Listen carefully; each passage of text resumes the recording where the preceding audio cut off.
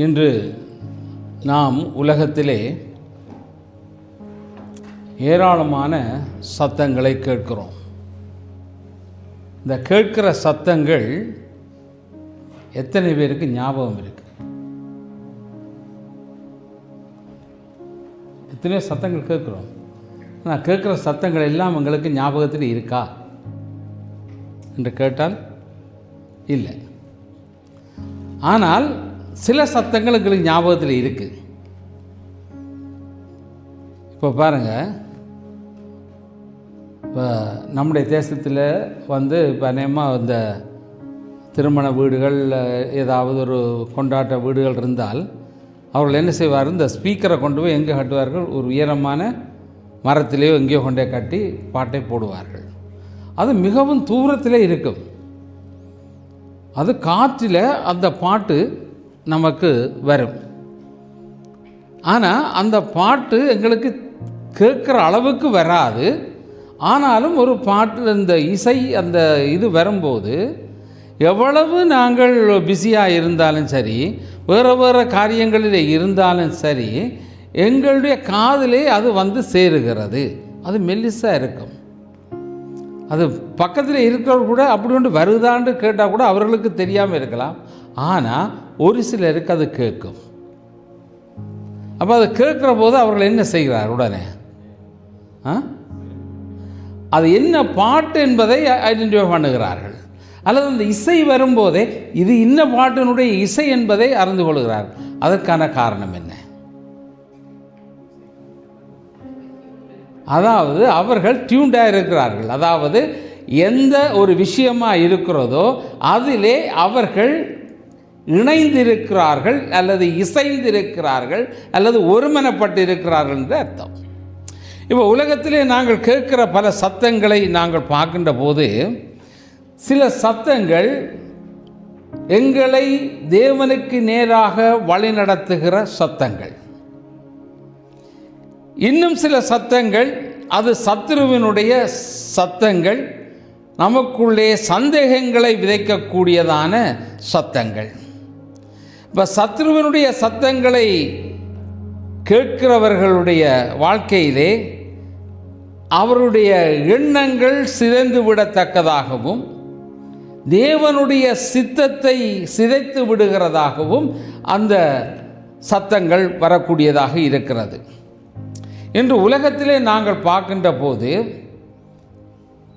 கலப்புள்ள பிரசங்கம், உபதேசங்கள் விஷங்கலந்த பாலை போல இன்றைக்கு மக்களுக்குள்ளே கொண்டு செல்லப்படுகிறது.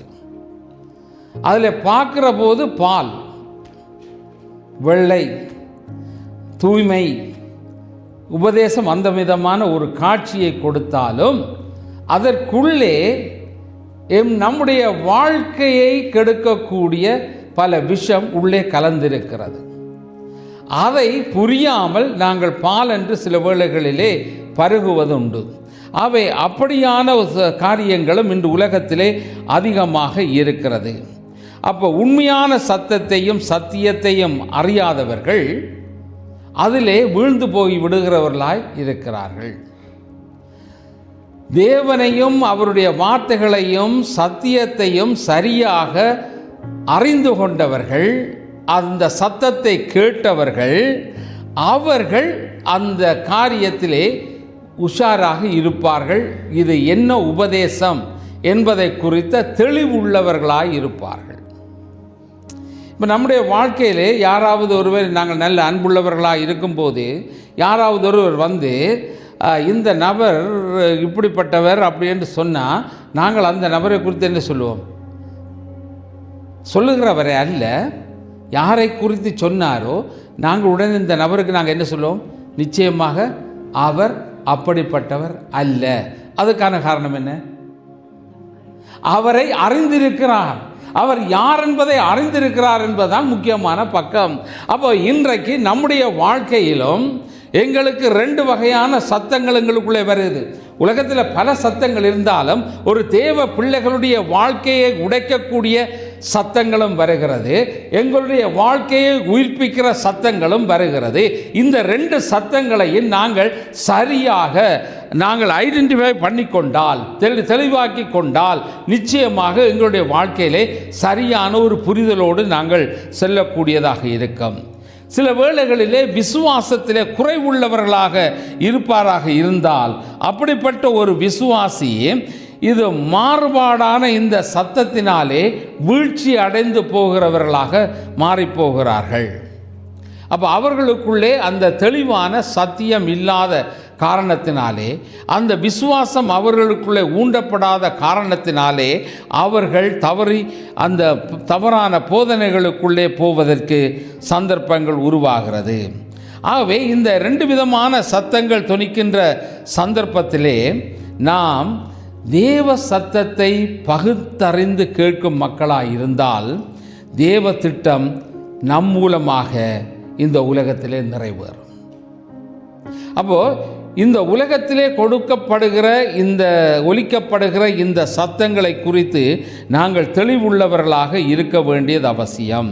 அப்போ எந்த சத்தத்துக்கு கீழ்ப்படிவது என்ற அந்த அர்ப்பணிப்பு அல்லது அந்த முக்கியத்துவம் அது எங்களுக்குள்ளே ஊண்டப்பட வேண்டிய ஒரு காரியம். எதை நான் விசுவாசிப்பது? இப்போ நாங்கள் வேதத்திலே நாங்கள் பார்க்கும்போது அங்கே அப்போஸ்தலனாகிய பவுல் சொல்லும்போது சொல்லுகிறான், நான் மரிக்கவும் ஆயத்தம் என்று சொல்லப்படுகிற ஒரு அர்ப்பணிப்புள்ளவனாய் அவன் வாழ்ந்தான் என்று சொல்லி நாங்கள் பார்க்குறோம். நீங்கள் ஆதியாகம புஸ்தகத்தில் எங்களுக்கு தெரிந்த பகுதி தான். ஆதியாகம புஸ்தகம் 3ஆம் அதிகாரம் 1 முதல் 5 வசனத்திலே நாங்கள் பார்க்குறோம்.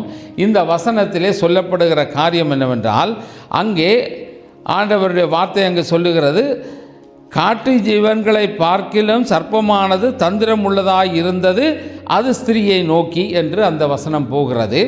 இங்கே ஆண்டவர், நான் அந்த வசனத்தை நான் வாசிக்கவில்லை, நீங்கள் திரையிலே பார்த்து கொள்ளலாம்.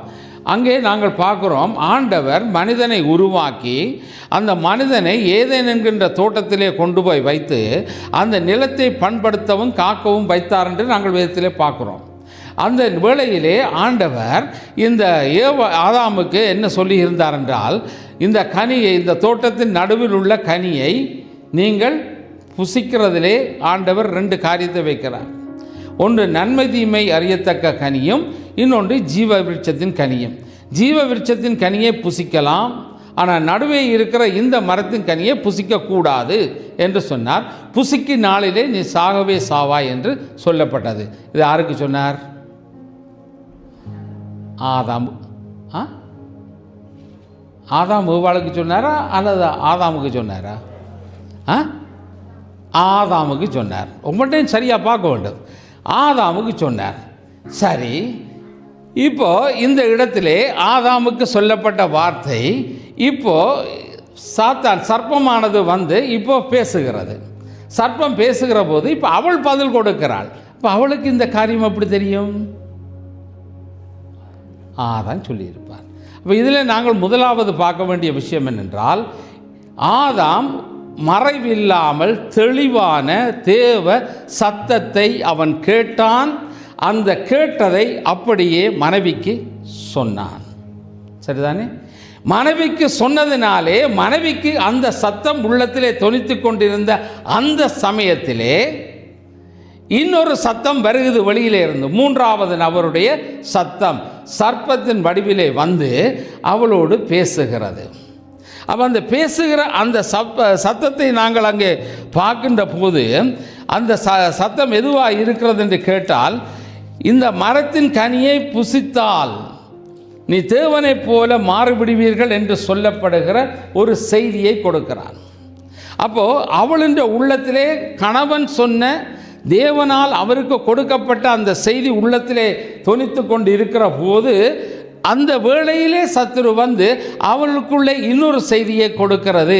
இந்த மரத்தின் கனியை நீங்கள் புசித்தால் நீங்கள் கடவுளைப் போல மாறுவீர்கள், தேவனைப் போல மாறுவீர்கள். இப்போ இந்த செய்தியிலே இருக்கக்கூடிய முக்கியமான பகுதி என்னவென்றால், அவளுக்குள்ளே என்ன சத்தம் வந்திருக்கு? ஒரு சத்தம் தேவனால் கொடுக்கப்பட்ட சத்தம், இன்னொரு சத்தம் சர்ப்பத்தினாலே கொடுக்கப்படுகிற சத்தம். இந்த ரெண்டு சத்தங்களையும் இப்போ அனலைஸ் பண்ணும்போது, ஆராய்ந்து பார்க்குற பொழுது அவளுக்குள்ளே ஒரு சின்ன விஷயம் வருகுது. அவளுக்குள்ளே என்ன எண்ணம் வந்தது? எந்த காரியத்தை ஏற்றுக்கொள்ளக்கூடியதாக அவளுக்கு இருந்தது. அப்போ அதுக்கான காரணம் என்ன? இப்போ ஆசை உண்டு வந்துட்டு. அப்போ தேவனை போல என்கின்ற ஒரு ஆசை உருவாகிறதுக்கு ஏதுவான ஒரு காரியம் பெறுகிறது. இன்றைக்கு நம்முடைய வாழ்க்கையில் நாங்கள் பார்க்குற போது நாங்கள் யாராக இருக்க வேண்டும் என்று விரும்புகிறோம்? நாங்கள் யாராக இருக்க விரும்புகிறோம்? தேவனை போல ஆகணுமெண்டா? சரி, அவள் தேவனை போல ஆகணும் என்று சொன்னால் நாங்கள் என்ன செய்யணும்? விருப்பம் இருக்குது, ஆசை இருக்குது. இப்போ சரி, அது ஒரு பக்கத்தில் வெப்பமே, அது ஒரு பக்கத்தில் சர்ச்சைக்குரிய விஷயங்கள், அதனுடைய அது ஒரு பக்கத்தில் வச்சுட்டு நாங்கள் சிந்திக்கக்கூடிய பக்கத்துக்கு வருவோம். இப்போ அந்த இடத்துல இப்போ ஏவாள் இந்த சிந்தனைக்கு வந்தது சரியா தவறாண்டு கேட்டால் அதில் தவறென்று சொல்லுகிறவர்கள் உண்டு, சரியென்று சொல்லுகிறவர்கள் உண்டு. இப்போ அதல்ல பிரச்சனை. இப்போ என்னுடைய கேள்வி என்னவென்றால், இந்த ரெண்டு சத்தங்களிலே எந்த சத்தம் சரியான சத்தம்? தேவனுடைய சத்தம். அதாவது ஒன்றை செய்ய வேண்டாம் என்று சொன்னால் அது செய்யக்கூடாது, அதுதான் சத்தம். இப்போ அதை கொஞ்சம் டைலூட் பண்ணப்படுகிற ஒரு விஷயத்தை கொண்டு வருகிறான். அப்போ பிசாசானவன் அங்கே சொல்லப்படுகிற பொழுது அந்த ஆதாமுக்கு ஏவாளுக்கும் இந்த சர்ப்பத்துக்கும் இடையான சம்பாஷணையிலே வரும்போது இந்த சம்பாஷணை விரிவடைந்து போகிறதை பார்க்குறோம். அப்போ அவன் கேள்வியாய் கேட்கிறான், இவள் ஒரு பதிலை கொடுக்கிறாள். அப்போது இதை உண்ண வேண்டாம் என்று சொன்னார் என்ற சத்தியமும் போகிறது, அதை தொட வேண்டாம் என்று சொன்ன செய்தி மாதிரி அவள் ஒரு செய்தியை கொடுக்கிறாள். அவன் இப்படியான இந்த உரையாடலுக்கு மத்தியிலே அவன் அடுத்ததாக போடுகிற விஷயம் என்னவா இருக்கு?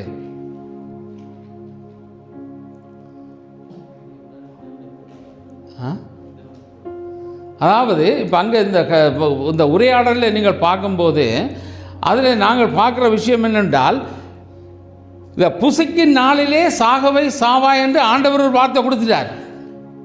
அவன் என்ன சொன்னான்? நீங்கள் சாக மாட்டீங்க. அப்போ சாக மாட்டீங்கன்னு சொன்ன உடனே இப்போ இந்த அவளுக்குள்ளே அடுத்த வார மன உறுதி என்னவா இருக்குது? ஆண்டவர் சாவை பற்றி சொன்னார், இவன் சாக மாட்டான்னு சொல்கிறான். அப்போ சாவு வருமா சாவு வராதா கேள்வி வருது. அப்போ இப்போ யார் பொய்யன் யார் உண்மை உள்ளவனாக உங்களுடைய மனசில் தோன்றப்படுது? தேவன் பொய்யும் அவன் சரியும் என்ற மாதிரி வருது. அப்போ இன்றைக்கு நம்முடைய மனதிலேயும் அநேக விடயங்கள் தேவனை பொய்யனாய் பார்க்கக்கூடிய அளவுக்கு வெளியிலே சத்தியங்கள் இருக்கிறது, உபதேசங்கள் இருக்கிறது, உபதேச கோளாறுகள் இருக்கிறது. அதை நாங்கள் கண்டுபிடிக்க வேண்டுமா இருந்தால் எங்களுக்கு தேவனுடைய வார்த்தை எங்களுக்குள்ளே இருக்க வேண்டியது அவசியம். சத்தியம் தெரிந்திருக்க வேண்டியது அவசியம். சத்தியம் தெரியாமல் இருப்போமாக இருந்தால், அரை குறையாக இருப்போமாக இருந்தால், எங்களுடைய சில விருப்பங்களுக்கு ஏற்ற விதமாய் கொஞ்சம் அட்ஜஸ்ட் பண்ணி போகிற விதமாய் இருப்போமாக இருந்தால் நாங்கள் அழிந்து போகிறவர்களாய் மாறுவோம். ஆகவேதான் இந்த இடத்திலே நாங்கள் பார்க்கிற போது அந்த உபதேசத்திலே அவளுக்குள்ளே உண்டான மன போராட்டத்தின் நடுவிலே அவளுடைய பார்வை பழத்தின் மேலே விழ அது கண்களுக்கு இன்பமுள்ளதாயிருக்கிறது, அது புசித்தால் நலமுள்ளது போல தோன்றுகிறது. அவளுக்குள்ளே ஒரு ஆசை உணர்வு உருவாகிறது. அதனாலே ஒரு இச்சையை நிலையை போய் விழுகிற ஒரு சூழ்நிலையை உருவாக்குகிறது. ஆகவே இன்று நம்முடைய வாழ்க்கையிலும் சில வேளைகளிலே ஆண்டவருடைய சத்தியம் எங்களுக்கு தெளிவாக இருந்தும் எங்களுக்குள்ளே உண்டாகிற சில ஆசைகள், சில எண்ணங்கள், விருப்பங்கள், அவைகளை எங்களை அதை தாண்டி போகிற வைக்கிறது. இப்போ அந்த கனியை நாங்கள் இப்போ எடுத்துட்டு, இப்போ கனியாவும் இப்போ சத்துரு பிடிங்கி கொடுத்தானா? சர்ப்பம் பிடிங்கி கொடுத்தா இல்லை. இப்போ இவள் என்ன சொல்லுகிறாள்? அதுக்கு சொல்லும்போது பார்வைக்கு இன்பம், புசிப்புக்கு நல்லா டேஸ்டாக இருக்கும், பார்த்து இப்போ தொட்டா பிள்ளையா? சாப்பிட்டா தானே பிள்ளை. என்ன அந்த பழத்தை சாப்பிட வேணாம்னு தான் ஆண்டவர் சொன்னேன், தொட வேணாம்னு சொன்னவரா? இல்லை. ஆனால் அவள் ஒரு வார்த்தை சொல்லுகிறாள், தொடவும் வேண்டாம்னு அவர் சொன்னார். அப்போ ஆண்டவர் சொல்லாத ஒரு விஷயத்தை அட் பண்ணுகிறாள். அப்போ அந்த அட் பண்ணதுக்கு காரணம் என்ன? தொட வேணாம்னு சொன்னவர் என்று சொல்லி விஷத்தை வைத்தாலும் இப்போ அந்த இடத்திலே அவளுடைய அடுத்த கட்டம் எதுவாக இருக்குன்னு கேட்டால் தொட்டால் பிரச்சனை இல்லை, தொடலாம். அப்போ தொடலாம், சாப்பிட தான் கூடாது என்ற ஒரு மனம் இல்லை. தொட்டப்புறம் என்ன வருது? சாப்பிடணும் நம்ம வருது. சரியா? இப்போ நான் அதை விளங்கப்படுத்துறதுக்காக அதிகமாக விளங்கப்படுத்த தேவையில்லை, விளங்கி இருக்கும். இப்போ நான் சொல்லுறேன், ஒருவர் அவருக்கு குடிக்கிறது விருப்பம். ஆண்டவர் சொல்ல நான் குடிக்க போகிறேன். குடிக்கிறது பாவம் இல்லை, அது எனக்குள்ளே தானேன்ட்டு குடிச்சிட்டார். இப்போ அதிலேருந்து வந்த உடனே அவருக்கு அடுத்த ஒரு உணர்வு வருது. இப்போ எனக்கு மது எடுத்தாச்சு, அடுத்த இப்போ எனக்கு என்ன தேவையாக இருக்குது? மாது தேவையாக இருக்குது. அடுத்த பக்கத்துக்கு அந்த உணர்வு, அது என்ன பார்த்தா மட்டும் போதும் தானே போன்ற பார்ப்போம். இப்படி அதுக்கு பிறகு அடுத்த உணர்வு என்ன வருது? அடுத்த செயல் கட்டங்களுக்கு மாறுது, அவனுடைய எண்ணங்கள் மாறுது.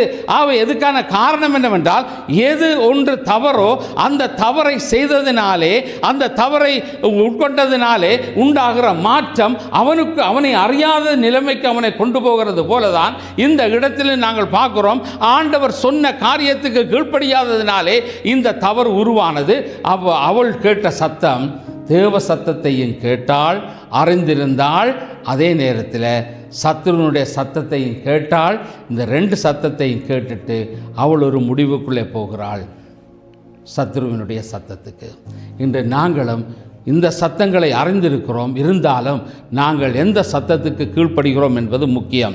2 கொரிந்தியரின் புத்தகம் 2ஆம் அதிகாரம் 17வது வசனம் சொல்லுகிறது. 2 Corinthians chapter 2 verse 17, அநேகரை போல நாங்கள் தேவ வசனத்தை கலப்பாய் பேசாமல் துப்புரவாகவும் தேவனால் அருளப்பட்ட பிரகாரமாகவும் கிறிஸ்துவுக்குள் தேவ சந்நிதியில் பேசுகிறோம். கர்த்தருடைய வார்த்தை அப்போஸ்தலனாகிய பவுல் கொரிந்தியருக்கு சொல்லுகிற போது எப்படி சொல்லுகிறான்டா, நாங்கள் தேவ வசனத்தை கலப்பாய் பேசாமல். அப்படி என்று சொன்னால் அந்த நாட்களிலே கலப்பாய் பேசுகிற பிரசங்கமும் இருந்திருக்கு.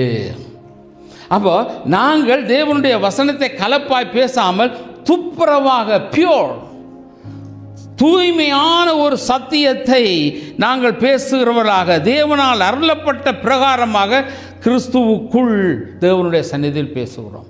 இதுதான் உண்மையான சத்தியம். அப்போது இந்த சத்தியம்தான் எங்களுக்குள்ளே இருக்க வேண்டும். இன்று உலகத்திலே பலவிதமான கலப்புள்ள சத்தியங்கள் இருக்கிறபடியினாலே அதற்கு செவி கொடுக்கிறவர்களாய் தேவ பிள்ளைகள் மாறிக்கொண்டிருக்கிறார்கள். சத்தியத்தை சத்தியமாக ஏற்றுக்கொள்வதற்கு நமது செவிகளும் இருதயமும் ஆயத்தம் உள்ளதாக இருக்க வேண்டியது அவசியம். இல்லை என்றால் கீழ்ப்படியாமை என்ற அந்த பாவத்துக்குள்ளே சத்துரு நம்மை தள்ளிவிடுவான். இன்றைய நாட்களிலே பல ஊழியங்கள் பலவிதமான வகையிலே போதனைகள் செய்கிறவர்கள் இன்று இருக்கிறார்கள். அன்று இருந்தது போல இன்றைக்கும் இருந்து கொண்டுதான் இருக்கிறது. ஆகவே இன்றைக்கு கர்த்தர், அதுக்காக நான் ஒரு காரியத்தை நான் சொல்லுகிறேன்.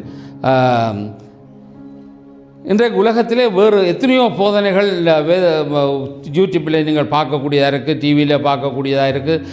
இவைகளெல்லாம் பார்க்குற போது முதலாவது நாங்கள் எங்களுடைய மனதில் தோன்றுகிற விஷயம் என்னவென்றால், கர்த்தருடைய வார்த்தை தேவ வார்த்தை என்று அந்த கண்ணோட்டத்திலே நாங்கள் பார்க்க முயற்சிக்கிறோம். தப்பில்லை. ஆனால் கேட்கப்படுகிற செய்தி, சொல்லப்படுகிற வார்த்தை, அது எங்களுடைய கரங்களிலே தரப்பட்டிருக்கிற இந்த வேத புஸ்தகத்தினுடைய அடிப்படையிலே செய்தி இருக்கிறதா என்பதுதான் முக்கியம். அதை நாங்கள் புரிந்து கொள்ளுகிறவர்களாய் மாற வேண்டும் என்றால், முதலாவது இந்த வேத வசனத்தை நாங்கள் வாசித்து அறிந்து இதனுடைய ஆழங்களை புரிந்து கொண்டவர்களாய் இருந்தால்தான் அங்கே சொல்லப்படுகிற அந்த வார்த்தை சரியான சத்தியமா தவறான சத்தியமா என்பதை நாங்கள் புரிந்து கொள்ள முடியும். இப்போ நான் ஒரு காரியத்தை சொல்லுகிறேன். இப்போது தேவன் இஸ்ரவேல் ஜனங்களை கானான் தேசத்திலே இருந்து எகிப்து தேசத்திலிருந்து கானானை நோக்கி வழிநடத்தி கொண்டு வந்தார். அங்கே வந்த பின்பு அங்கே ஜோசுவாவினிடத்தில் சொல்லுகிறார், நீ அவர்களுக்கு கோத்திரங்களுக்கு நீ பாகங்களை பங்கிட்டு கொடு, அவர்களை குடியமர்த்துறதுக்கு இடங்களை நீ அமைத்து கொடு என்று சொன்னார். கொடுத்துட்டு ஆண்டவர் என்ன சொல்லுகிறார் அவர்களிடத்திலே, இந்த லேவி ஆசாரியர் என்று சொல்லப்படுகிற ஆரோனுடைய கோத்திரம், அந்த லேவி கோத்திரத்தை மட்டும் நீ இதுக்குள்ளே சேர்க்கக்கூடாது. அந்த இடத்துக்கு யோசேப்பினுடைய மகனாகிய மனாசே என்றை கொண்டு வந்து அந்த கோத்திரத்தை உள்ளே வைக்கிறார் ஆண்டவர். அப்போ அந்த உள்ளே வைத்துவிட்டு ஆண்டவர் சொல்ல அந்த 12 கோத்திரங்களை அதை நிறைவாக்குகிறார்.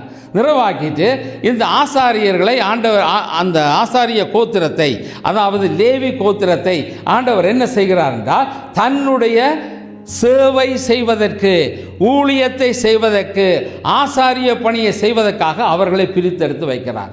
அவர்களுக்கு அந்த கானான் தேசத்திலே அவர்களுக்கு நிலம் பங்கிடப்படவில்லை, அவர்களுக்கு ஒன்றுமே கொடுக்கப்படவில்லை.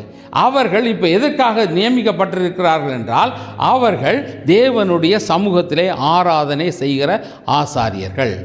இப்போ அவர்களை போஷிக்க வேண்டும் என்று சொல்லி ஆண்டவர் ஒரு நியமத்தை உண்டு பண்ணுகிறார். என்னத்தை செய்தார்? அந்த 12 கோத்திரத்தாரும் இவர்களை போஷிக்க வேண்டும். இந்த தேவனை ஆராதிக்கிற, தேவனுடைய நாமத்தை மகிமைப்படுத்தி கொண்டிருக்கிற அந்த சந்ததிகளை அவர்கள் போஷிக்க வேண்டும் என்று சொல்லி ஆண்டவர் ஒரு நியமத்தை உண்டு பண்ணினார். அந்த தசம பாகங்கள் அவருக்கு போக வேண்டும் என்று சொன்னார். அந்த தசம பாகம் என்ன, அதாவது பணமாக இருக்கலாம், பொருளாக இருக்கலாம், தானியமாக இருக்கலாம், என்னவாயும் இருக்கலாம், எதுவாக இருந்தாலும் அது பங்கிடப்பட வேண்டும், அது கொடுக்கப்பட வேண்டும். அதுதான் அவர்களுக்கு தாபரிப்பு என்று ஆண்டவர் சொல்லி ஒரு காரியத்தை வைத்தார். இது அப்போ பழைய ஏற்பாடு. புதிய ஏற்பாட்டுக்கு வந்தபோது ஆண்டவராகிய இயேசுனுடைய காலத்தில் வரும்போது ஆண்டவராகிய இயேசு கிறிஸ்து என்ன போதனையை சொன்னார்? அவர் காணியை பற்றி சொன்னார், எல்லாத்தையும் பற்றியும் சொன்னார். ஆனால் அது வித்தியாசமான முறையில் ஆண்டவர் சொன்னார். நான் இப்போ அதை பற்றி நான் பேச வரையில்லை. அதை அந்த இடத்துல நான் அது ஆண்டவர் இயேசுவோடு நான் அவ்வளோதை நிறுத்தி விடுகிறேன். சரியா? இப்போ இது எப்போ சொல்லப்பட்டது? இந்த கானான் தேசத்தில் குடியமர்த்தப்பட்ட பிறகு இந்த ஆசாரியர்களுக்கு கொடுக்க வேண்டியதை குறித்து அப்போ அந்த நாட்களிலே சொல்லப்பட்டது. அது ஆண்டவராகிய இயேசு கிறிஸ்து வரைக்கும், வடிவாக புரிஞ்சு கொள்ளணும். சரியா? அது வரைக்கும் ஆண்டவராகிய இயேசு கிறிஸ்துவுக்கு பின்பு அது வித்தியாசமாக்கப்பட்டது. நான் காணிக்கை பற்றி பேச வரல. இப்போ இது அவ்வளோத்தோடு முடிந்தது. அப்போ இன்றைக்கு என்ன நடைபெறுகிறது என்பது ஒரு முக்கியமான உபதேச கோளாறு இருக்குது. அதைத்தான் நான் சொல்ல வருகிறேன். அதுக்காகத்தான் அந்த பாயிண்டை நான் கொண்டு வருகிறேன். அப்போது அந்த உபதேச கோளாறு என்னவா இருக்கிறேன்னு சொன்னால், இன்றைக்கு அன்று சொல்லப்பட்ட அந்த பழைய ஏற்பாட்டிலே ஆசாரியர்களுக்கு கொடுக்க வேண்டும் என்று சொல்லப்பட்ட அந்த காரியத்தை மட்டும் அப்படியே தூக்கி கொண்டு வந்து இப்போ இங்கே கொண்டு வச்சுட்டு என்ன சொல்லுகிறார்கள்? அருள்ராஜ், உங்களோட தசமபாகம் எனக்கு இந்த மாதம் வர இல்லை, எப்போ தரப்போறீங்க? இந்த டேப்பில் வந்துட்டு மாறிடுச்சு. இப்போ புரியுதா நான் என்ன சொல்ல வரேன்? இப்போ தசமபாகம் யார் புரியுது? பழைய ஏற்பாடில் நாங்கள் பழைய ஏற்பாடில் கேட்குறேன். லேவி கோத்திரது ஆசாரியனுக்குரியது. அப்போ ஆசாரிக்குரியது ஆசாரியனுக்கு போக வேண்டும் என்று சொல்லி அந்த பகுதியை இப்போ உள்ளே கொண்டு வந்து வைத்து இப்போ மக்களிடத்தில், விசுவாசிகளிடத்தில் என்ன பண்ணுகிறார்கள் என்று கேட்டால், உன்னுடைய தசமபாகம் எனக்கு வரவில்லை, அவள் ஏன் லேட் ஆகுது என்று கேட்குற அளவுக்கு இன்றைக்கு ஊழியத்திலே போதனைகள் வந்துவிட்டது. எச்சரிக்கையாக இருக்க வேண்டும். அது அல்ல போதனை, அது அல்ல, அது உழைப்பு அல்ல. அவள் இன்றைக்கு உலகத்திலே இப்படியான பலவிதமான காரியங்கள் இந்த உலகத்திலே வந்து கொண்டிருக்கிறது. இப்போ பாருங்கள், ஆண்டவராக இயேசு சகைவியை பார்த்து சொல்கிறார், சகைவியை இறங்கி வா, நான் உன் வீட்டுக்கு வரப்போகிறேன்னு சொன்னேன்னு அங்கே நின்று சனமில்லாம என்று சொன்னது. அவன் பாவி, அவன் என்ன செய்தான்? டேக்ஸ் வரி கலெக்ட் பண்ணுறவனாக இருந்தான். அப்போ அப்படிப்பட்டவனே பாவி என்று முத்திரை ஊற்றினது. அப்போ இந்த இப்படிப்பட்ட காரியத்தை செய்கிறவரை எந்த கேட்டகரியில் போட வேணும் சொல்லுங்கள்? அப்போ இப்போ என்ன போதனை? உபதேசம் எங்கே மாறென்றால், ஆசாரியன் ஆனபடியால் ஆண்டவர் சொன்னார், உங்களுடைய பாகங்களை தசம பாகங்கள்லாம் கொண்டு வர சொன்னார், இப்போ நீங்கள் கொண்டு வாங்க. அது இப்போ இல்லை, அது முடிஞ்சது அந்த காலம். ஆண்டவராக இயேசு வந்த அப்புறம் என்ன சொன்னார்? ஆண்டவராக இயேசு அந்த ஆலயத்தில் போய் இருந்து காணிக்கப்பட்டியே பார்த்து கொண்டிருக்கிறாராம். அப்போ பார்த்து கொண்டிருக்க அங்கே என்ன நடக்குது? ஒரு விதவை அடுத்த நாளைக்கு கையில் ஒன்றுமில்லை, அவள்கிட்ட இருந்த பணத்தை அப்படியே கொண்டு போய் உண்டியலில் போட்டோன்னே ஆண்டவர் யாரை அப்ரிஷியேட் பண்ண? எல்லாரும் கொண்டே போட்டாங்க தான். ஆனால் ஆண்டவர் அவருடைய இருதயத்தை பார்க்குறார். என்ன சொன்னார்? தன்னிடத்தில் இருந்த எல்லாத்தையும் அப்படியே போட்டாள். அதுதான் உண்மை.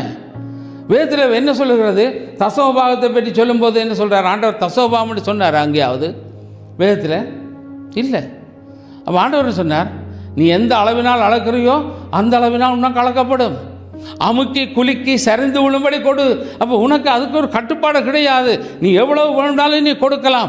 உன்னால் கொடுக்க முடிந்தது எவ்வளவோ நீ அதை அவ்வளவாக நிறைவாக கொடுக்க வேண்டும். அது உனக்கு திருப்பி கொடுக்கப்படும். அது உனக்கு ஆசீர்வாதமாக இருக்கும் என்று தான் ஆண்டவர் போதித்திருக்கிறாரே தவிர வேறு எதையும் அவர் போதிக்கவில்லை.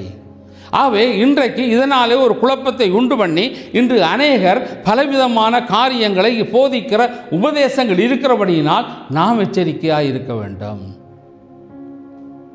நான் தசமபாகத்தை பற்றி காணிக்கை பற்றி நான் சர்ச்சில் சொல்கிறது இல்லை.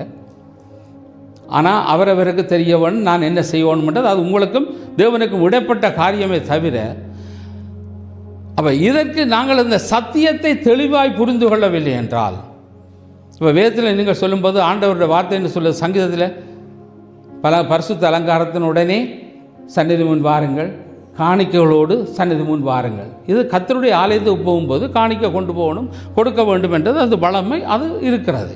அப்போ இதுவும் எங்களுடைய வாழ்க்கையிலே நாங்களாக எடுக்கிற தீர்மானமே தவிர நாங்கள் யாரையும் கட்டாயப்படுத்துறதுக்கு உரிமை கிடையாது. அப்போ இதை நாங்கள் புரிஞ்சு, அப்போ இப்படியான உபதேசங்கள் இன்றைக்கு புதிய ஏற்பாட்டு காலத்திலே இப்படியான நிலைகளிலே போதனைகள் வருகிறபடியினாலே சரியான உபதேசத்தை நாங்கள் புரிந்து கொள்ள வேண்டியது அவசியம். இன்றைக்கு நம்முடைய வாழ்க்கையில் உள்ளத்திலே ஒரு சத்தம் வரும். எங்களோட வாழ்க்கையில் எங்களுக்குள்ளே ஒரு சத்தம், அது பல சத்தங்கள் வரும். இப்போ அதே போல் ஒரு சத்தம் வருகிறது. ஜெனசிஸ் சாப்டர் 21 verse 9 to 12, அதாவது ஆதியாகமம் 21ஆம் அதிகாரம் 9 முதல் 12 வசனத்திலே வரும்போது இங்கே நாங்கள் பார்க்குறோம், ஆபிரகாமுக்கு பிள்ளை இல்லாமல் இருந்தபோது ஆண்டவர் சொன்னார், வாக்கு பண்ணினார் சாராளுக்கு, உங்களுக்கு ஒரு சந்ததியை நான் கொண்டு வருவேன் என்று சொல்லி எல்லாம் சொல்லியாச்சு. இப்போ அது டிலே பண்ணுது, இவங்கள் விரும்புகிற மாதிரி வரல. அப்போ உடனே சாராள் என்ன செய்கிறாள், ஒரு வேலைக்காரியை பிடிச்சி இந்த இதன் மூலமாக சந்ததியை கொண்டு வான்னு சொல்லியாச்சு. இப்போ அதே நேரத்தில் அங்கே பிள்ளை பிறந்தாச்சு. இப்போ அவர் அதுக்கும் தகப்பனாக இருக்கிறார். இப்போ அதே காலத்தில் ஆண்டவருடைய வேலை வந்தபோது சாராளும் பிள்ளை பெறுகிறவளாய் மாறினாள். இப்போது அந்த இடத்துல 2 பிள்ளைகள் ஆயிடுச்சுது. இப்போ ஈசாக்கும் வந்து விட்டான், இஸ்மவேலும் வந்து விட்டான், 2 பக்கம் வந்து ஆயிடுச்சு. இப்போ இப்படிப்பட்ட நிலைமையில் இப்போ மூத்தவன் யார்? இஸ்மவேல். இப்போ இளையவனாக இருக்கக்கூடிய அந்த பிள்ளைக்கு சில 2 பிள்ளைகள் இருந்தால் கட்டாயம் சண்டை வரும் தானே. ஒரு டோய்க்கே பிள்ளைகள் சண்டை பிடிக்கிறாங்க, வயசு வித்தியாசம் இல்லாமல். இப்போ அந்த மாதிரி வரும்போது இப்போது தாய் ஒரு முடிவெடுக்கிறாள். யார்? எந்த தாய்? சாராள் ஒரு முடிவெடுக்கிறாள். சாரா முடிவெடுத்து என்ன சொன்னார்? அவளை வெளியில் அனுப்பு. இதை கொண்டு வந்து வச்சது யார்? அவள் தான். கொண்டு வந்து வச்சதும் அவள் தான். பிரச்சனை வந்தோன்னா கொண்டு போக சொல்கிறதும் அவள் தான். இப்போ ஹஸ்பண்டுக்கு என்ன பிரச்சனை? 2 தண்டை பிள்ளை. இப்போ வர ஒரு குழப்பம் மனசில். இப்போ 2 என்னுடைய பிள்ளைகளாக இருக்கும்போது எப்படி அனுப்புவது என்று கேட்டபோது ஆண்டவர் அவருக்கு ஒரு உதவி செய்து கொடுக்கிறார். அதுதான் நாங்கள் அந்த வசனத்தில் நாங்கள் பார்க்குறோம். 12வது வசனத்தில், அப்பொழுது தேவன் ஆபிரகாமை நோக்கி, அந்த பிள்ளையும் உன் அடிமை பெண்ணையும் குறித்து சொல்லப்பட்டது, உனக்கு துக்கமாக இருக்க வேண்டாம். இப்போ உனக்கு அது ஒரு மாம்சீகத்தில் நீ நினைக்கிறாய் உன்னுடைய பிள்ளைன்னு சொல்லி, நீ அதை பற்றி நீ கவலைப்பட வேண்டிய அவசியம் இல்லை. அப்போ அவசியம் இல்லை என்று ஆண்டவர் சொல்கிறாருன்னா அதுக்கு ஒரு காரணம் இருக்க வேண்டும். ஆண்டவர் அதுக்கு ஒரு பிளான் வச்சிருக்கிறார், அவ்வளோதான். அப்போது கவலைப்பட வேண்டாம் என்று அங்கே சொல்லி, அது உனக்கு துக்கமாக இருக்க வேண்டாம், ஈசாக்கினிடத்தில் உன் சந்ததி விளங்கும், ஆதலால் சாராள் உனக்கு சொன்னதை எல்லாவற்றையும் கேள். இப்போ என்ன சொல்கிற? இந்த வைஃப் என்ன சொன்னதோ சொன்னதை நீ கேள். இதை வச்சுக்கொண்டு எல்லாம் கேட்டு தான் செய்யுங்கன்னு நான் சொல்ல வரையில் அது வேறு பிரச்சனையாக மாறிடும். சரியா? இப்போ இதில் என்ன சொல்கிற? இந்த விஷயத்தில் அவனுக்கு முடிவெடுக்க முடியலை, பாசம் தடுக்குது. அப்போது அந்த இடத்துல ஆண்டவர் என்ன செய்கிறாருன்னா, ஒரு காரியத்தை சொல்லிக் கொடுக்கிறாள். இப்போ உன்னுடைய மனைவி சாராள் என்ன சொன்னாலோ அந்த சொன்னது எல்லாவற்றையும் நீ அப்படியே கேட்டு நீ அதை செயல்படுத்து. அப்போ இப்போ இங்கே என்னத்தை நாங்கள் பார்க்கணும்னா, சாராளுடைய சத்தம் தொனிக்கிறது. இது ஆபிரகாமுக்கு வேதனையாக இருக்கிறது. நான் சத்தத்தை பற்றி தான் நான் பேசிக்கொண்டு வருகிறேன். அப்போ அந்த சத்தம் இவருக்கு என்னவாக இருக்குது, மனசுக்கு துக்கம். இப்போ சில சத்தங்கள் கேட்டால் துக்கம் வரத்தான் செய்யும். ஆனால் துக்கப்பட்டத்தான் ஆகவும் வேணும், அதுவும் தடுக்க முடியாது. ஏனென்றால் ஆண்டவர் சில காரியங்களை எங்களுக்குள்ளே வைத்திருக்கிறார் செயல்படுத்துவதற்கு. அப்போ ஆபிரகாமுடைய உள்ளத்தில் இன்னொரு சத்தம் தொனித்தது. அவனுக்குள்ளே இன்னொரு காரியம் பெறுதுண்டா, ஒரு போராட்டமான சத்தம். அதுவும் என்ற பிள்ளை, அவளும் என்ற மனைவி, இவளும் என்ற மனைவி, இவளை விட்டா அவள் இல்லை, அவளை விட்டா இது ஒரு பெரிய குழப்பமானது. என்னத்தை எடுக்கிறது என்று அவனுடைய குழப்பமான சத்தம் உள்ளுக்குள்ளே வர, இந்த நிலைமை எங்களுடைய வாழ்க்கையிலும் வரலாம். வேறு வேறு பிரச்சனைகளின் வடிவிலே வரலாம். அவை கணவன் ஒன்றை செய்ய முற்படும் போது மனைவி அதற்கு எதிர்த்து நிற்கிறவர்களாயும் வரலாம். அல்லது மனைவி செய்ய விரும்புகிற போது அந்த காரியத்திலே கணவன் எதிர்த்து நிற்கிற நிலை கூட வரலாம். அவை யாருக்கு சத்தத்தை கேட்பது என்ற ஒரு நிலைமை கூட வரலாம். இதனாலே இன்று அநேக குடும்பங்கள் என்னவாயிருக்கு, அதன் வீதம் தான் கூடிக்கொண்டு போகுது. போதாததுக்கு ரோட்டு முழுக்க சைனும் வேறு இருக்குது. $300 டிவோர்ஸ். பிள்ளைங்க ½ அப்போ இன்றைக்கு மக்களுடைய மனமெல்லாம் எங்கே போகுதுன்னு கேட்டால் அதை குறிச்சா போகுதுன்னு சின்ன சின்ன விஷயத்துக்கெல்லாம் தேவையற்ற சின்ன சின்ன விஷயமெல்லாம் பிரச்சனையாக மாறுது. அப்போ 8 வருஷம் காதலித்து கல்யாணம் கட்டி இருக்கிறார்கள். கல்யாணம் கட்டி 3ஆம் கிழமை போய் கோர்ட்ஸில் நிற்கிறாங்க. அப்போ 8 வருஷம் லவ் பண்ணதில் என்ன இருக்குன்னு கேட்டால் ஒன்றுமில்லை. அப்போ இன்றைக்கு எங்களோட மனசு என்னெல்லாம் சொல்லிக்கொண்டு இருக்கோ இதுதான் எங்களுடைய வாழ்க்கையாக மாறிக்கொண்டு வேறு வேறு சத்தங்கள் எங்களுடைய வாழ்க்கையில் வந்து கொண்டிருக்கிறது. இப்படிப்பட்ட நேரத்திலே நாம் கர்த்தருடைய சத்தமும் நமக்கு உண்டாகிறது. கர்த்தர் ஆபிரகாமுக்கு உதவி செய்தார்.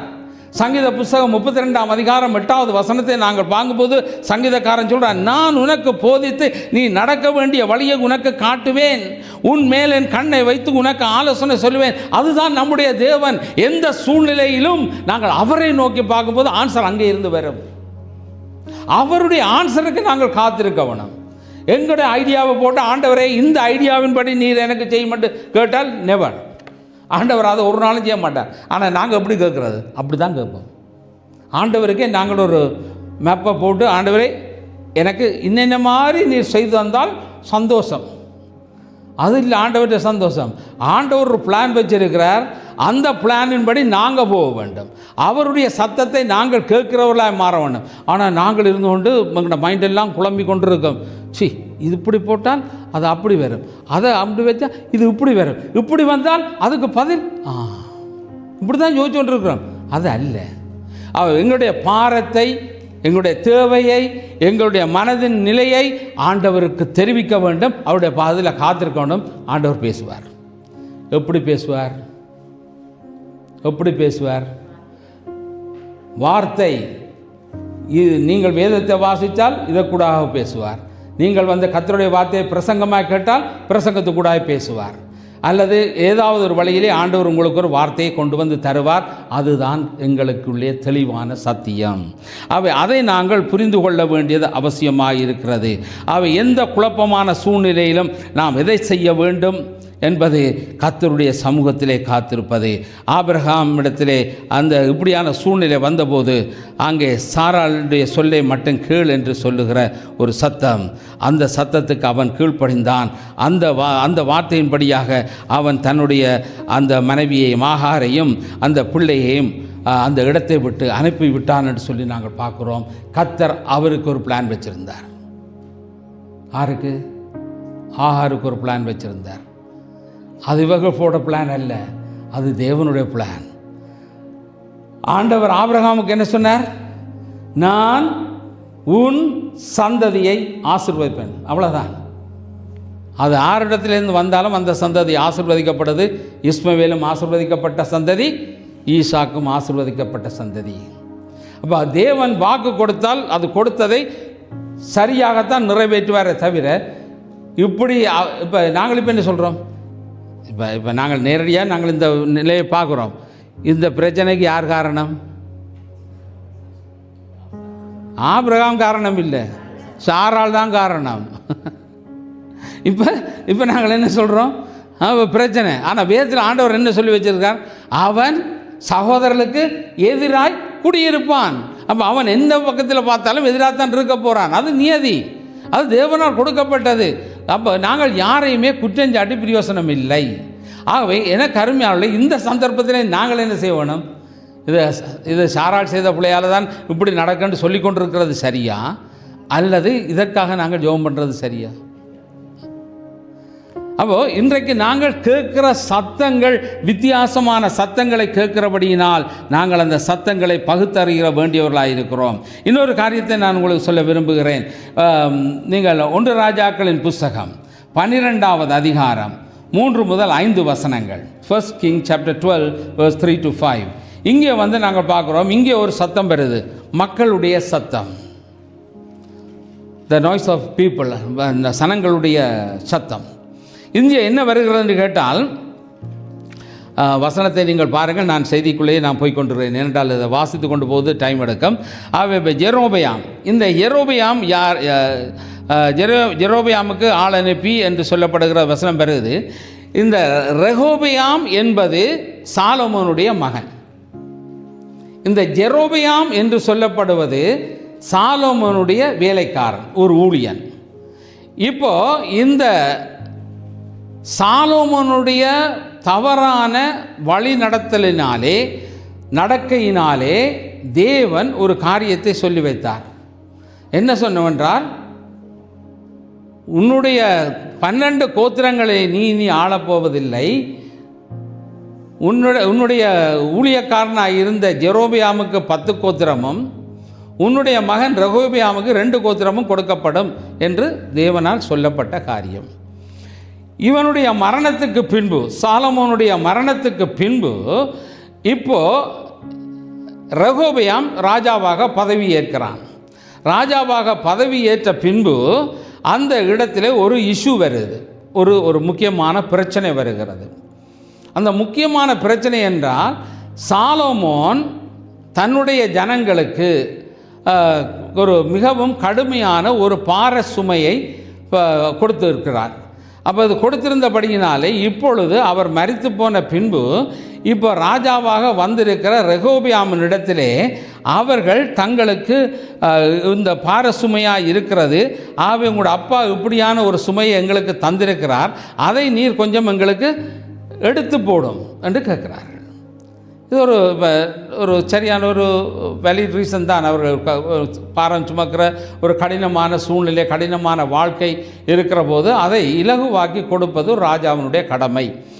ஆகவே அதை இந்த இடத்தை கேட்டபோது அவர் சொல்லுகிறார், சரி நீங்கள் போயிட்டு ஒரு 3 நாளைக்கு பிறகு வாருங்க, நாங்கள் அதுக்குரிய காரியத்தை பார்க்கலாம் என்று சொல்லி அந்த ராஜா சொல்லி அனுப்புகிறான். ஆகவே இந்த ராஜாவும் என்ன செய்கிறார்? இதை சொல்லி அனுப்பின பிறகு அவன் உடனடியாக என்ன செய்கிறான் என்றால், தன்னுடைய அந்த ராஜ்ய சபையிலே இருக்கக்கூடிய அந்த முக்கியமான மக்கள், சாலமோனோடு அரசவையிலே இருந்தவர்கள், முதியவர்கள், அனுபவசாலிகள், தேவ மனிதர்கள் என்று இப்படியாக அந்த அரசவையில் இருந்த மக்களை கூப்பிட்டு வச்சு இவர் இந்த பிரச்சனையை கொண்டு அவர்களிடத்திலே போடுகிறார். சரியான முறையிலே அங்கே கொண்டு போய் போடுகிறார். அந்த இடத்திலே அந்த போடப்பட்ட போது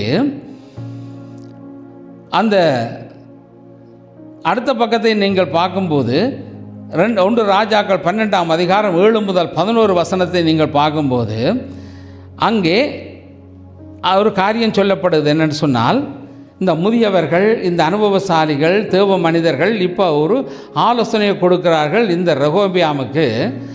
அவர்கள் சொல்லுகிறது நியாயம். ஆனபடியினாலே நீர் அவர்களுக்கு இந்த பாரச்சுமையை நீர் இலகுவாக்கி அவர்களை கொஞ்சம் அதிலேருந்து ரிலீஸ் பண்ணி கொஞ்சம் அவர்களுக்கு பீஸ்ஃபுல் லைஃப்பை கொஞ்சம் கொடுக்கலாம். அது தப்பில்லை, அதை கொடுக்கறதில்லை, தப்பில்லை என்று சொல்லி இந்த அறிஞர்கள் குழு, அந்த முதியவர்கள் எல்லாரும் சேர்ந்து ஒரு முடிவை கொண்டு கொடுக்கிறார்கள்.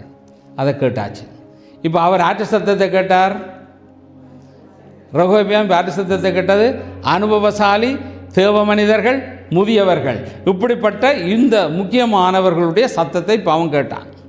அதுக்கு முதல் கேட்ட சத்தம் ஆற்ற மக்களுடைய சத்தத்தை கேட்டான். அவர்கள் சொன்னார்கள் பாரமாக இருக்கின்ற சத்தத்தை அவன் கேட்டான். இப்போ அவன் அந்த சத்தத்தை கேட்டு இந்த மக்களிடத்தில் வந்து அந்த சத்தத்தை இங்கே கொண்டு வந்து போடுகிறான். இவர்கள் ஒரு துணியை கொடுக்கிறார்கள், இல்லை இதை நீங்கள் மாற்றி அமைக்கலாம். பார்த்த உடனே அடுத்ததாக இவருக்கு மைண்டில் ஓடுதுன்னுடா, இதெல்லாம் வயசு போனதுகள், இதெல்லாம் கிழவனுகள், இந்த மாதிரி ஒரு எண்ணம் வந்துட்டுது. அந்த உடனே இப்போ அவரோட வளர்ந்த கொஞ்சம் வாலிப பிள்ளைகள் எல்லாம் இருக்கிறாங்க, அவர்கிட்ட ஏஜில் இருக்கக்கூடியவர்கள். அவரை கூப்பிட்டு என்ன கேட்குறார், இப்படி ஒரு இஷ்யூ ஒன்று வந்திருக்கு, இதுக்கு என்ன ஆலோசனை கொடுக்கலாம்னு அவங்கள்ட்ட கேட்டாங்க. அவங்கள்ட்ட கேட்டோன்னா அவங்களும் ஒரு ஆலோசனை கொடுக்குறாங்க. எப்படி உம்மோட அப்பா இதன்ற பார்க்க என்ற சுண்டு விரல் அவற்றை இடுப்பை விட பாரம்னு சொல்லி சொன்னான்.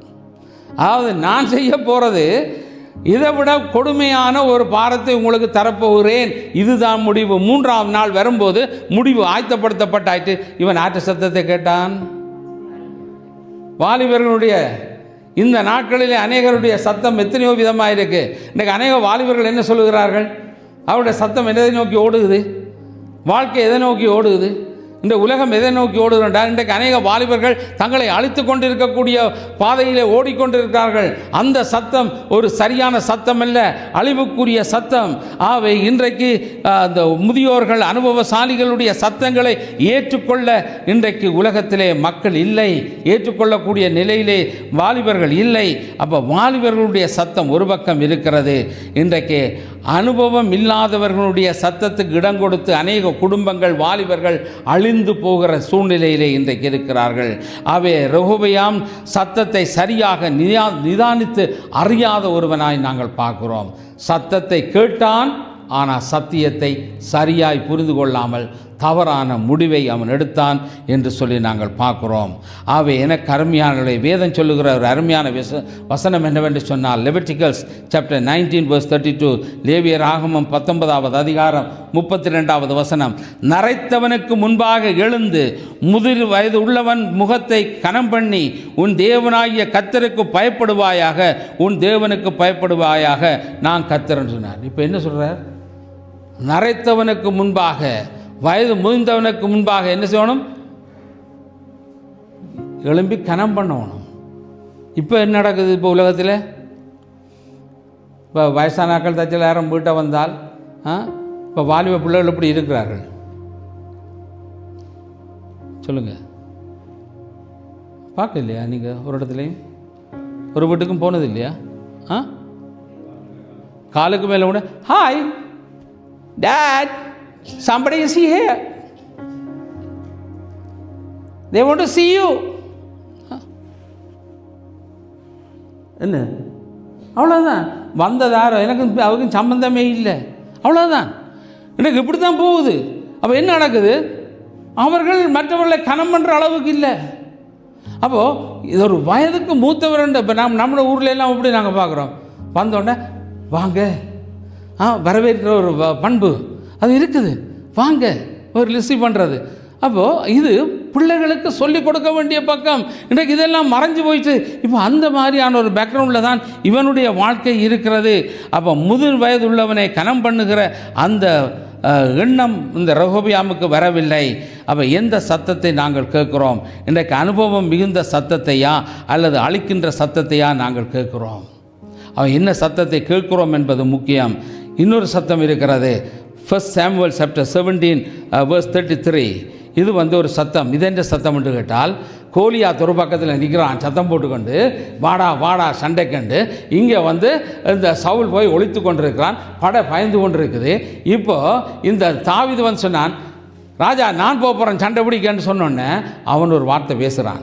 அவன் என்ன சொல்கிறான், அப்பொழுது சவுல் தாவீதை நோக்கி, நீ இந்த பெலிஸ்தனோட எதிர்த்து யுத்தம் பண்ண உன்னால் ஆகாது, நீ இளைஞன், அவனோ தன் சிறு வயது முதல் யுத்த வீரன். இப்போ அவனாராம், அவன் சின்ன வயதுலேருந்து அவன் பெரிய யுத்த களத்தை கண்டவன், அவன் அனுபவசாலி, அவன் பயங்கரமானவன். நீ ஒரு தவ்வல், நீ ஒரு சின்னவன், உன்னால் எதுவும் மேலாது, நீ என்னடா ஆடு மேய்ச்சி கொண்டிருந்த, நீ உனக்கும் இதுக்கும் என்ன சம்பந்தம், சும்மா பேசாமல் போ. இப்படியான மனநிலை அவன் எண்ணத்தை மூழ்கடிக்க, மடங்கடிக்க, சோர்வான எண்ணத்தை, சோர்வான சத்தத்தை அவன் கொடுத்தான். அப்போ இவன் என்ன செய்கிறான், அந்த சோர்வான சத்தத்தை அவன் உள்வாங்க இல்லை.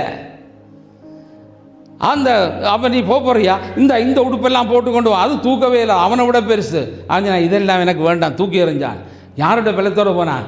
கர்த்தருடைய பலத்தோடு போனான். அதான் நாங்கள் கடந்த வார செய்தி. அவன் என்ன செய்கிறான், எல்லாத்தையும் தூக்கி போட்டு கர்த்தருடைய நாமத்தினாலே உன்னை அழைப்பேன் என்று சொல்லி போய் அவன் செயல்பட்டான் என்று சொல்லி நாங்கள் பார்க்குறோம். கேட்ட சத்தம் என்ன? அவன் தேவ சத்தத்தை கேட்டான். தாவீது தேவ சத்தத்தை கேட்டான். சவுலோ பெலிஸ்தீனுடைய சத்தத்தை கேட்டான். இன்று அவன் அதை பயந்திருந்தான். பயப்படாதவன் தேவ சத்தத்தை கேட்டவன் துணிந்து செயல்பட்டான். இன்று நாங்கள் இந்த சத்தத்தை கேட்கிறோம் என்பது முக்கியம். தேவ சத்தம் வரும்போது அதற்கு எங்களுடைய செவிகள் டியூன் பண்ணப்பட்டதாக இருக்க வேண்டும். 1000 சத்தங்கள் எங்களை சூழ்ந்து வரலாம். எத்தனை சத்தங்கள் வந்தாலும் தேவனுடைய மெல்லிய சத்தம் அது எங்களுடைய காதுக்குள்ளே போவதற்கு அது ஆயத்தமுள்ளதாக இருக்க வேண்டும். அங்கே அப்போஸ்தலனாகிய பவுல் சொல்லுகிறார். அது அப்போஸ்தலர் நடவடிக்கை 21ஆம் அதிகாரம் 13வது வசனத்திலே அதற்கு பவுல், நீங்கள் அழுது என் இருதயத்தை ஏன் உடைந்து போக பண்ணுகிறீர்கள்? எருசலேமில் நான் கர்த்தராகிய இயேசுவின் நாமத்துக்காக கட்டப்படுவதற்கு மாத்திரமல்ல மரிப்பதற்கும் ஆயத்தமாக இருக்கிறேன் என்று சொல்கிறார். இப்போ பவுல் சொல்கிறார், நான் எருசலேமுக்கு போனால் நிச்சயமாக நான் சாத்தான் போடுறேன். இப்போ அவர்கள் சொல்கிறார், ஐயோ நீங்கள் போகாதீங்க. அவன் அழுது கொண்டிருக்கிறார்கள். இப்போ ஏன் என்ற இருதயத்தை உடைக்கிற மாதிரி நீங்கள் பேசுகிறீங்க? நான் யாருக்காக வாழுகிறேன்? நான் ஆண்டவருக்காக வாழுகிறேன். அவருக்காக உயிரையும் கொடுக்க நான் தயாராக இருக்கிறேன்னு சொல்லி ஆண்டவருடைய சத்தத்துக்கு தான் அவன் கீழ்ப்படிந்தான் ஒழிய இந்த அழுது புலம்பி இவருக்கு இரக்கமாய் பேசுகிற அந்த மக்களுடைய சத்தத்தை அல்ல. அந்த மக்களுடைய சத்தம் வேறாக இருந்தது. ஆனால் இந்த பவுலோ மக்களுடைய சத்தத்தையும் அன்பையும் அழுகையும் எல்லாம் கேட்டு அதற்கு இடம் கொடுக்காமல் தேவனுக்காக தன்னை அர்ப்பணம் பண்ணினான். எனக்கு அருமையான தேவ ஜனமே, இன்று நாங்கள் ஏகப்பட்ட சத்தங்களை கேட்குறோம். நாம் கேட்குற சத்தம் என்ன? அதை சரியாய் புரிந்து கொள்ளுகிற மனநிலை எங்களுக்கு வேண்டும்.